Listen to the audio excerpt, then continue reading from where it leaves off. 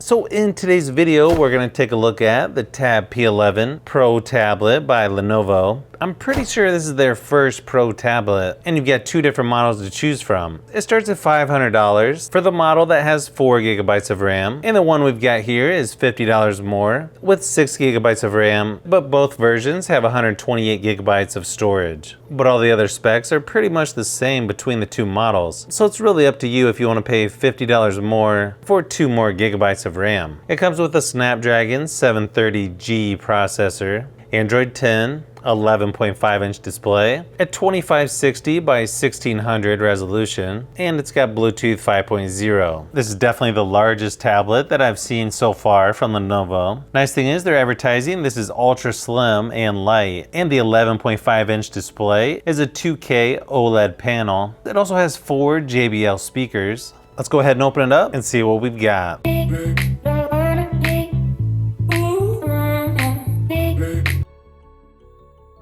Okay, so yeah, this actually feels really lightweight. Looks like we've got a 20-watt fast charger.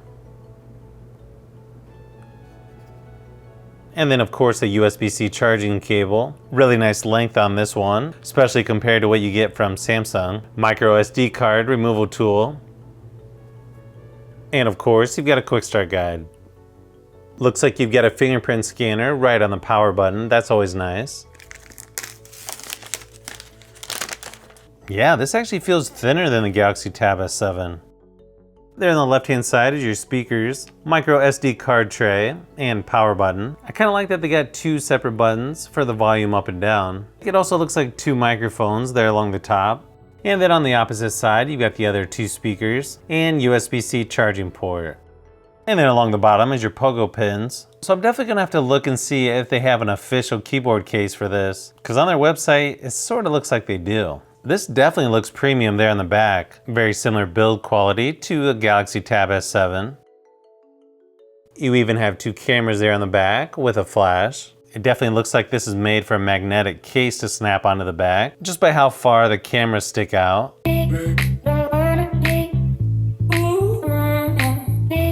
When setting this up, you've got face recognition, fingerprint, pattern, PIN, and password. I gotta say, the screen looks really good in person. I really like how they're doing the screen brightness on this. It's nice and thick. You've also got 2 front-facing cameras on this, which is definitely pretty unique for a tablet. It's using about 17% of storage right out of the box. Looks like it's already installing a system update. Like I said earlier, currently on Android 10. It does have the Lenovo little news feed with videos and stuff, but personally, I just don't see myself using that. I do like it that it does have the Google News feed though. When swiping to the right on the home screen. Here's a quick size comparison against the Galaxy Tab S7. It is just a little bit taller and maybe a hair thinner, and even just a little bit wider. So yeah, this Lenovo is a big boy. One thing to keep in mind is you do get an S Pen with the Galaxy Tab S7, where it looks like you have to buy one separately with Lenovo. Fingerprint scanner seems to work pretty good on here.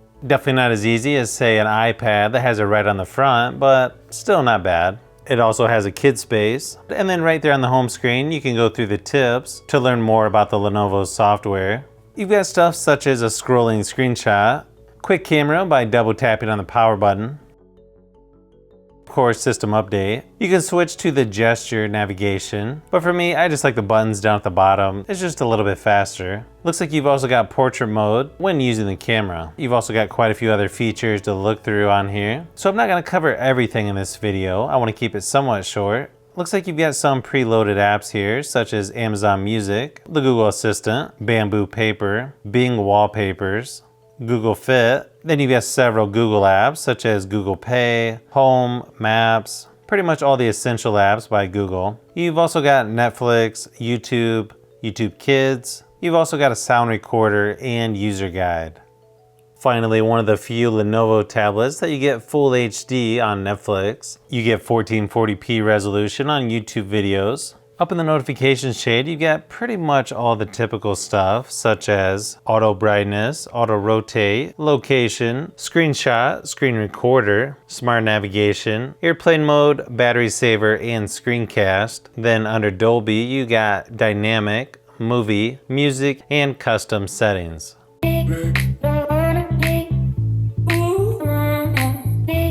Here's a quick sound test, just so you can see what the speakers sound like. Feel nice and thick, but I think the Logitech's just a little bit softer.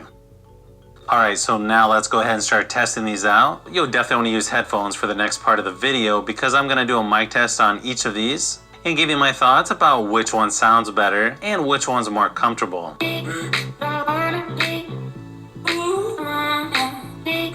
This is a mic test for the Logitech Lightspeed G733. Okay, so the speakers on this actually sound really good, and as expected, yeah, they're really loud. Definitely right up there with some of the best speakers that I've heard on a tablet so far. It also has pretty slim bezels around the screen as well. Let's take a quick look at the camera app. Pretty fast shutter speed on here. I gotta say the camera doesn't look quite as clear or crisp as I thought it would be. Nice thing is you've got a wide angle lens for video and photo. Not quite as high resolution on the wide angle, but the regular camera actually looks pretty decent. Unfortunately, you don't get 4K resolution on this, only 1080p when shooting video with the front and rear cameras. Here's a few samples of photos and video, just to give you an idea of what to expect.